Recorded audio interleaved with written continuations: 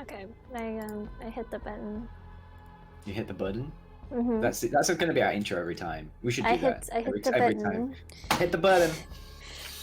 All right, let's go. Hey guys, welcome to Jake and his cat's channel. See,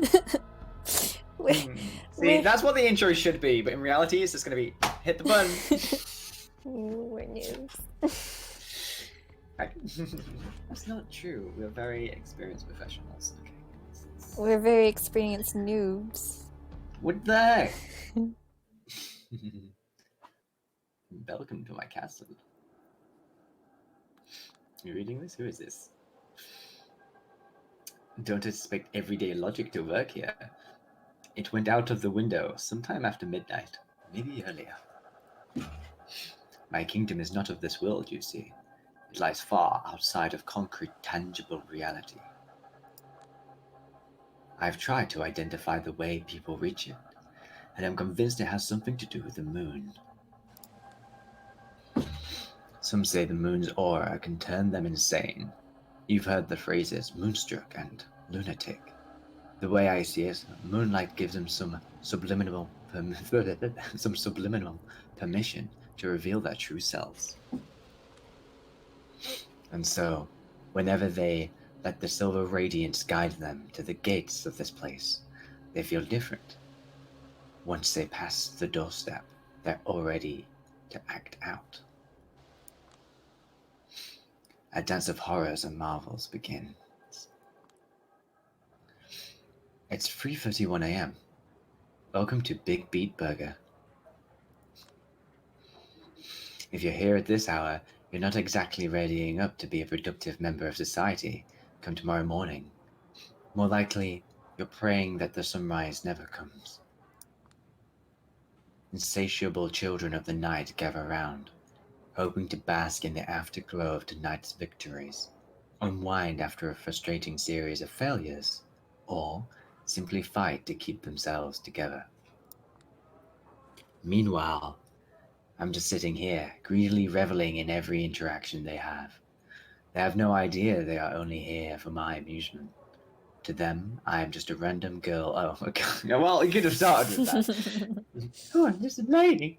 I'm just a random girl sitting in the corner, very devilish girl. But this is my domain. I've been coming here almost every night for years. I know where to sit, where to look, and where to eavesdrop for maximum amusement. I'm basically a voyeur. Okay. I'm not ashamed to admit it. It gave me insight about the human condition I'd never otherwise have gathered, and more importantly, a necessary skill set to make ends meet as a journalist. As I write on my crappy old laptop, patiently waiting for the legion of negative voices in my head to get too tired to offer useless feedback, I keep my senses peeled to pick up stories around me. Of course, a lot of regular events such as food fights are nothing to write home about, aside from my unfortunate tendency to become collateral damage in someone else's battles. Up to this, when's it your turn to read? I feel like this is me. Yeah, you keep reading until someone pops up, and then I'll like. There are other characters, right? Yeah, there's other characters. I know, I'm kidding. Up to this day, I've had to wash my clothes because of Coke, Diet Coke, hot coffee, apple pie, and some sort of improvised honey mustard bomb. Every stain tells a different story. Wait. Oh, sometimes this hobby is exhausting. Sometimes it's disturbing. Sometimes it's dangerous, although not as risky as back when I wasn't carrying pepper spray. Still, the sights I've taken in over the years here have made it absolutely worth it.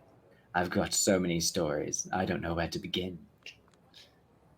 Theatrical breakups, impromptu morning parties, unexpected friendship forged in the fires of senseless battle. A lady in a gorgeous Givenchy dress, I don't know, what is that word? I don't know what that is. Ordering a box of takeout chicken nuggets, paying in cash with her hands, completely covered in blood. Oh, is that? That's you. That's That you is as a me. vampire. The vampire. Have the nuggets. What's that? Is that bloody nugget sauce? Okay. She was asked if she wants a napkin. She said no. Find that to the trouble. Two thirsty macho dudes shamelessly going for it in the corner, hushed moaning filling the lobby, while everyone around violently fights to act as usual and maintain an illusion of normalcy. A straight-up kung fu fight between a diminutive cashier and some drugged bodybuilder going for a psychotic episode trying to break all the windows. The big guy left the joint fully covered. He KO'd himself while the service worker was just standing next to him. Seemed proud of his victory, too. A middle-aged hag getting a heart attack after screaming her lungs out not to let Muslims near her food just because she saw a white girl wearing a hairnet behind the counter. A masked couple robbing the restaurant of 30 hamburgers. There's some hungry rabbits. Forcing the employees to cook at gunpoint. Police later said those were art students reenacting some hipster book they read. Life is life. This is humanity at its worst and best. This is the noise that serves as a fountain for my creativity. This is a soma that keeps me going. This is...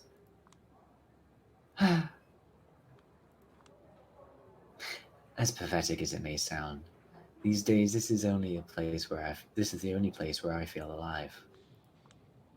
Sometimes I think of myself as a leech, feeding on these people's stories, emotions, personalities just because I'm not satisfied with mine.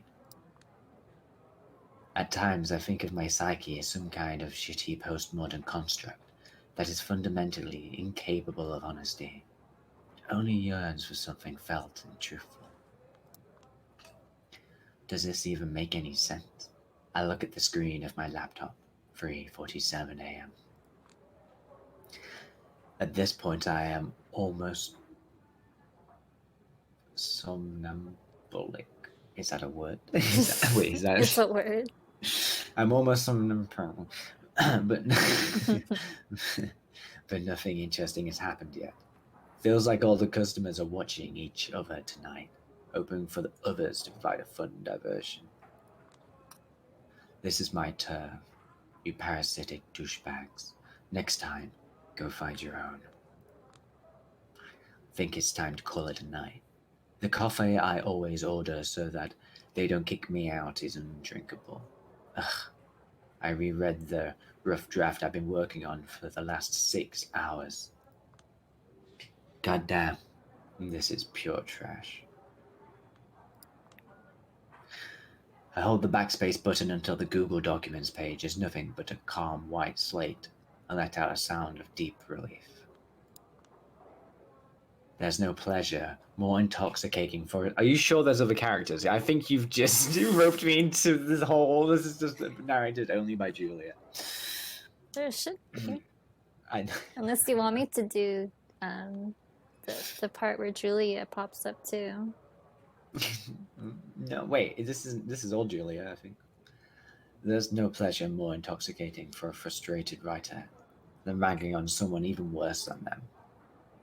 And what target is easier than the dumb bitch you used to be 10 minutes ago?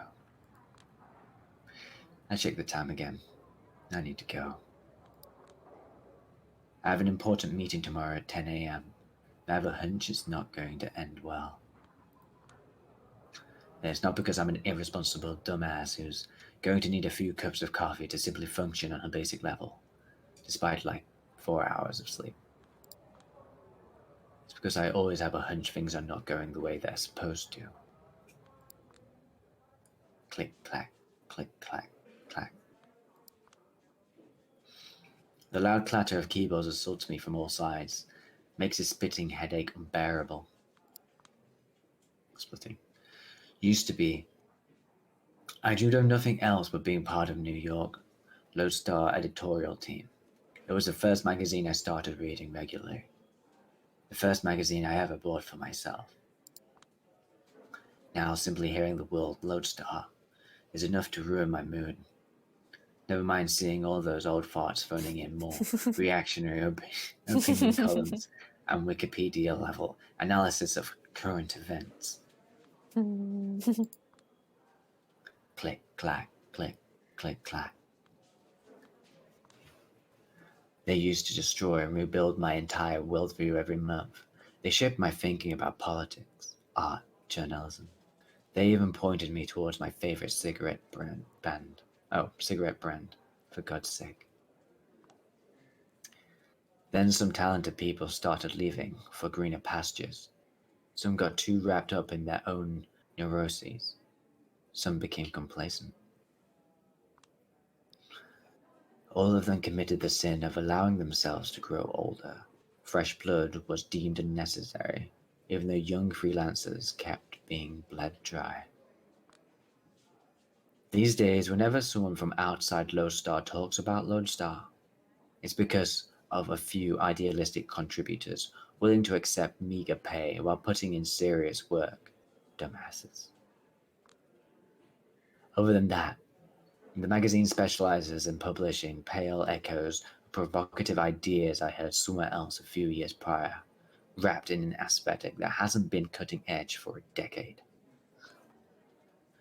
No wonder the readership is in freefall, but even though the ship is sinking, the old guard won't let it go down without a fight.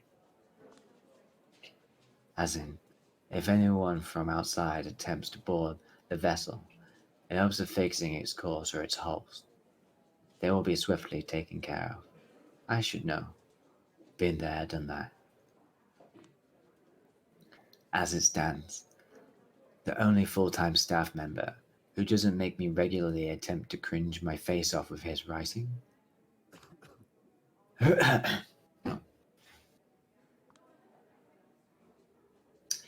is Lodestar's editor-in-chief, Brian Ng. The man sitting in front of me right now. Of course, he only has time for editorials these days, a drop in the sea of needs. Managerial duties hit him hard. It's the second time he lets out a theatrical cough like this. He said his piece, now it's up for me to react, and I'm coming up blank. Cough back. Morse code. But what do you want me to say, Brian? I'm pissed off. I can't tell you've already made up your mind, but you still want to go through the motions just to make me feel listened to.